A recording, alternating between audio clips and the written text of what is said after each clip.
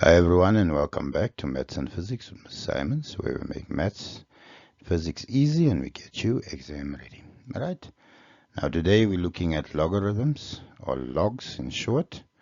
I'm going to introduce you to what we call logs, laws and rules. So it's not just dealing with exponential problems when we can't use exponential rules and laws to solve it, then we go to logs, and then logs we still have ln, etc. Alright, but now today we're looking at logs.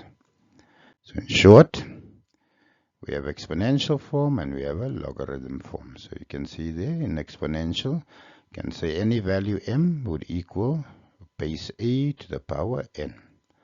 Right, in log format, you see there the n goes across, the base stays a and the n m, so n equal to log a to the power m.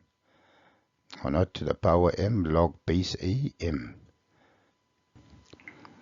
Alright, so in exponential form there, n we should know is the index or exponent, and n there must be element of real numbers, right? This side here, n, right, we have log, exponent, n element of real numbers, right? So a here is my base, and a cannot be equal to 0, so it has to be greater than 0.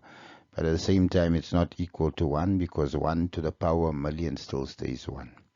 Right? On the other side here, a is also still the base, so the same base is the same base a there. A must be greater than 0, and again, a cannot equal to 1. M technically is any number, and m is also an element of real numbers. But under logs, m must be greater than 0. So if I put 0 there, that becomes undefined. But yeah, to give you examples, so this we need to know how to do, especially we're going to do inverse functions later on, where we're going to have to work out the equation of the inverse. We're going to go from exponential to log or from log to exponential, right? So if I give you 36 equals 6 to the power 2, so you should know 6 times 6 gives me 36. So 6 squared is 36. So exponential form, easy to solve. But we can also solve this in reverse, where my base 6 stays 6. 36 gets attached to that base, but 2 is now the answer. So you see log base 636 would equal 2. Alright, so that is working vice versa. So 6 stayed, 36 and 2 then swap places. 2 technically went there and 36 went to the other side. Same here, you see 1000 equal 10 to the power 3. My base 10 stays. 1000 gets attached to it, and therefore 3. So if 10 to the power 3 equal 1000, then log base 10, 1000, then equal to 3. Right? But we will practice that as we go along under the problems. Now, my log laws, very important. A must be bigger than 0. A cannot equal 1. X and Y itself must be greater than 0, and M element of real numbers.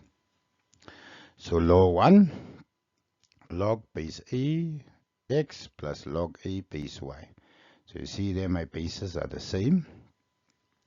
They have a variable X and Y, meaning it can be any values. If I'm adding that there, I can represent it as multiplication, so I can combine them. So this simply becomes now log base A X times the Y value. So if I had 3 there and 4, that would simply now become 3 times 4. And we should know this back to front. So if I give you log base A X Y, I can break it up and write it as log A X plus log A Y. Alright? That's just the basic laws. 2 log AX minus log AY. So if plus is multiplication, then negative becomes division. Should make sense. Plus sign looks almost like a multiplication sign, and a minus sign almost look like a division sign. So log base A, you see the X and Y, because of negative, can write it as log base A, X divided by Y. Or log base A, X divided by Y can be broken up into log A, X minus log A, Y. Then this third one, in the CAP syllabus, we're going to use it a lot, especially for finance and inverse functions, right? So log A, X to the power N, right? So my value as an exponential or exponent, that exponent can be moved to the front of the log sign, and it becomes then n log a x, right? So as I said, tested in finance and inverse functions. And then fourth law, log ax can be written as log x divided by log a. So I can take that and break it up into two parts now, where I make it a common base, 10 and 10. Right, so those are my basic laws. Right, now values to remember, and these things will be tested when we want to know for a log graph, where is it positive or negative, which x values, and we're going to have to find the values in between. So number one, if the base and the value are the same, you see there a and a, my answer would always be 1. So in short example, if I said log base 3, 3, that would be 1. That read 5, 5, it would be 1. Whether it reads a million, million, it would be 1.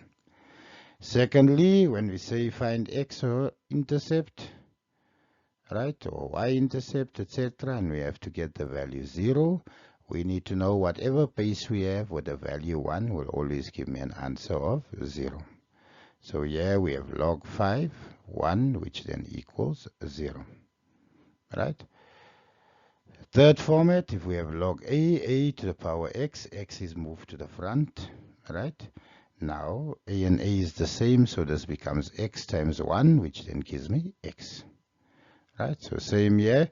This could have read log 4, 16. 16 is 4 squared. 4 squared, so the 2 I take to the front now, so that becomes 2 log 4, 4.